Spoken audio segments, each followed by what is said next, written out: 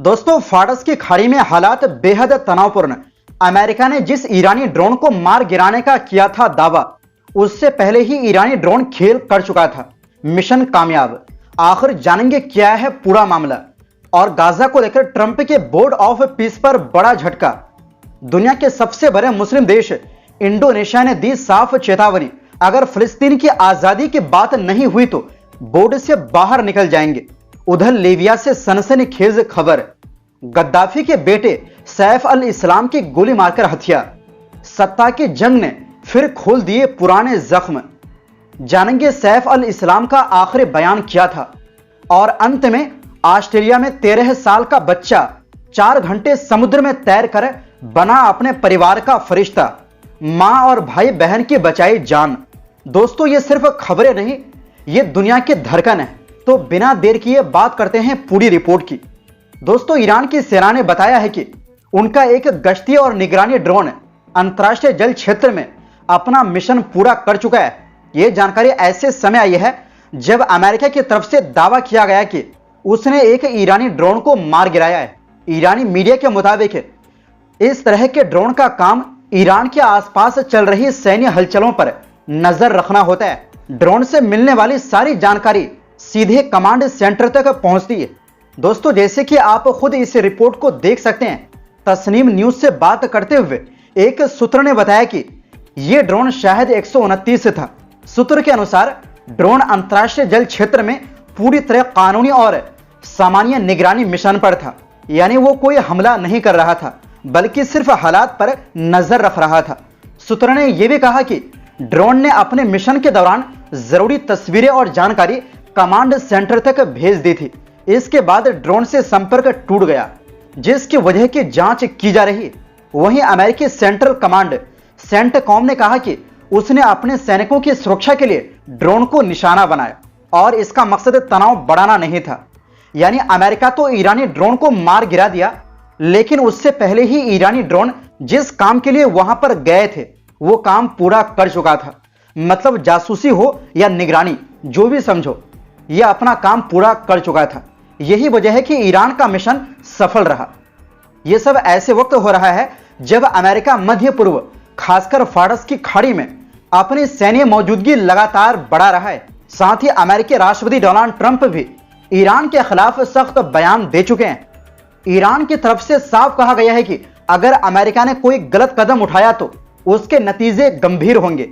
Iran के supreme leader ayatollah Ali Khamenei ने भी चेतावनी दी है कि अगर अमेरिका ने ईरान के खिलाफ जंग शुरू की तो मामला सिर्फ 2 देशों तक सीमित नहीं रहेगा, बल्कि पूरा इलाका इसकी आग में झुलस सकता है।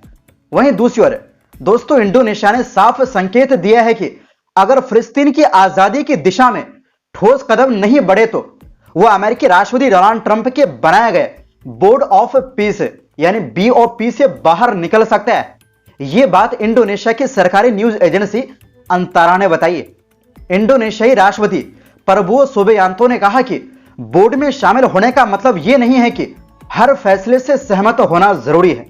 अगर बोर्ड की नीतियां इंडोनेशिया के रुख से मेल नहीं खाती तो पहले वो खुद को अलग रखेगा, और अगर फिर भी कोई बदलाव नहीं हुआ तो बोर्ड से पूरी तरह हटने के लिए तैयार है। इंडोनेशियन उलेमा काउंसिल के उपाध्यक्ष खलील नफीस के मुताबिक राष्ट्रपति ने साफ कहा है कि अगर बोर्ड ऐसे कदम उठाता है जो इंडोनेशिया की सोच के खिलाफ हो तो देश ना तो उसमें हिस्सा लेगा और ना ही उसका समर्थन करेगा। वहीं विदेश मंत्री सुगी योनो ने भी यही बात दोहराई। उन्होंने कहा कि इंडोनेशिया का साफ लक्ष्य है, पहले गाजा में तुरंत शांति, पूरे फिलिस्तीन में स्थायी शांति और आखिर में फिलिस्तीन की आजादी और संप्रभुता। अगर बोर्ड इस रास्ते पर नहीं चलता तो इंडोनेशिया के पास बाहर निकलने का विकल्प खुला है। गौरतलब है कि ट्रंप ने 15 जनवरी को बोर्ड ऑफ पीस बनाने का ऐलान किया था। यह उनके गाजा प्लान का हिस्सा था, जिसके तहत 10 अक्टूबर 2025 को सीज फायर समझौता हुआ। बाद में नवंबर 2025 में संयुक्त राष्ट्र सुरक्षा परिषद के प्रस्ताव 2803 के जरिए इस बोर्ड को मंजूरी दी गई। साफ संदेश है, इंडोनेशिया शांति के साथ है, लेकिन फिलिस्तीन की आजादी से समझौता नहीं करेगा। वहीं दूसरी ओर दोस्तों, लीबिया के पूर्व शासक मुअम्मर अल गद्दाफी के बेटे सैफ अल इस्लाम गद्दाफी की पश्चिमी लीबिया में गोली मारकर हत्या कर दी गई। कभी जिसे गद्दाफी शासन का उत्तराधिकारी माना जाता था, उसकी मौत ने लीबिया में राजनीति में पुराने घाव फिर से खोल दिए हैं। मंगलवार को त्रिपोली से दक्षिण पश्चिम जिंतान में उसके घर पर 4 हथियारबंद लोग घुसे। पहले सीसीटीवी कैमरे बंद किए और फिर उस पर गोलियां चला दी। लीबिया के अटॉर्नी जनरल दफ्तर ने पुष्टि की है कि मौत गोलियों से हुई और हथियारों की तलाश जारी है। अब तक किसी ने जिम्मेदारी नहीं ली। जिंतान के हथियारबंद गुटों और त्रिपोली सरकार से जुड़ी ब्रिगेड 444 ने भी खुद को इससे अलग बताया है। सवाल यह भी है कि जिस घर की सुरक्षा पहले की जा रही थी, वहां हमलावर कैसे पहुंच गए। दोस्तों, हत्या से कुछ दिन पहले एक ऑडियो सामने आया था जिसे उसका आखिरी संदेश बताया जा रहा है। इसमें उसने कहा था कि 2011 के बाद लीबिया पर विदेशी ताकतों का कब्जा है और देश अपनी मर्जी से फैसले नहीं ले पा रहा। इस ऑडियो की पुष्टि नहीं हुई, लेकिन इससे हत्या को लेकर शक बढ़ गए हैं। 2011 से पहले सैफ अल इस्लाम को गद्दाफी शासन का आधुनिक चेहरा माना जाता था। उसने पश्चिमी देशों से रिश्ते सुधारने में अहम भूमिका निभाई थी, लेकिन बगावत के दौरान वो अपने पिता के साथ खड़ा हो गया। बाद में उसे गिरफ्तार किया गया। 2015 में मौत की सजा सुनाई गई और अंतर्राष्ट्रीय अपराध न्यायालय यानी आईसीसी ने उस पर मानवता के खिलाफ अपराधों का आरोप लगाया, जिसका वारंट आज भी लागू है। 2017 में रिहाई के बाद वो कुछ समय शांत रहा, लेकिन 2021 में राष्ट्रपति चुनाव लड़ने का ऐलान कर उसने लीबिया की राजनीति को फिर हिला दिया। उसकी उम्मीदवारी देश में गहरे बंटवारे की एक वजह बनी।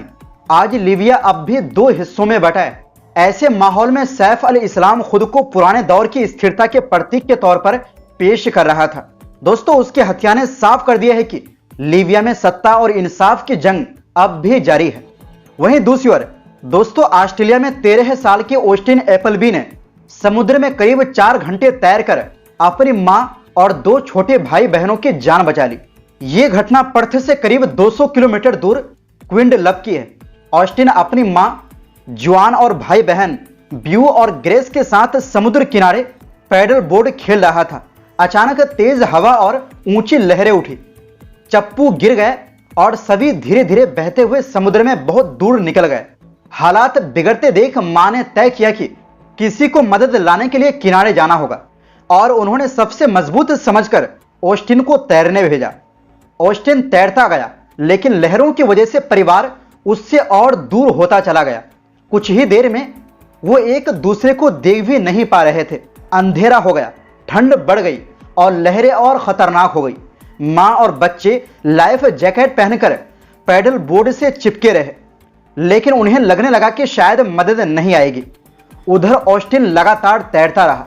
करीब 4 किलोमीटर तैरने के बाद वो किसी तरह किनारे पहुंचा। फिर उसने 2 किलोमीटर दौड़कर फोन तक पहुंचा और शाम करीब 6 बजे इमरजेंसी सर्विस को कॉल किया। इसके बाद वो थकान से बेहोश हो गया और उसे अस्पताल ले जाया गया। उसे तब तक ये भी नहीं पता था कि उसका परिवार बचा है या नहीं। मां और दोनों बच्चे करीब 10 घंटे तक समुद्र में फंसे रहे। तेज लहरों में एक वक्त बच्चे पानी में गिर गए थे, लेकिन रेस्क्यू टीम ने आखिरकार समुद्र में 14 किलोमीटर दूर पूरे परिवार को ढूंढ निकाला। जब अस्पताल में ऑस्टिन को बताया गया कि उसकी मां और भाई बहन सुरक्षित है, तो डॉक्टर और पुलिस भावुक हो गए और खुशी से झूम उठे। ऑस्टिन ने कहा, मैं खुद को हीरो नहीं मानता, मैंने बस वही किया जो जरूरी था। पुलिस ने कहा कि इस 13 साल के बच्चे की हिम्मत और जज्बे ने 3 जिंदगियां बचा ली। ऑस्टिन ने बताया कि उसने 4 साल की उम्र से तैरना सीखा था और वाटर सेफ्टी क्लास भी की थी। उसने कहा, लहरें बहुत बड़ी थी, मैं बस खुद से कहता रहा, तैरते रहो तैरते रहो, क्योंकि उसके दिमाग में भाई बहन और मां की याद थी। वैसे इस बहादुर बच्चे के लिए आप भी कमेंट बॉक्स में कुछ जरूर लिखें। तो दोस्तों, फिलहाल के लिए इस रिपोर्ट में बस इतना ही। फिर मिलते हैं एक नई रिपोर्ट्स के साथ।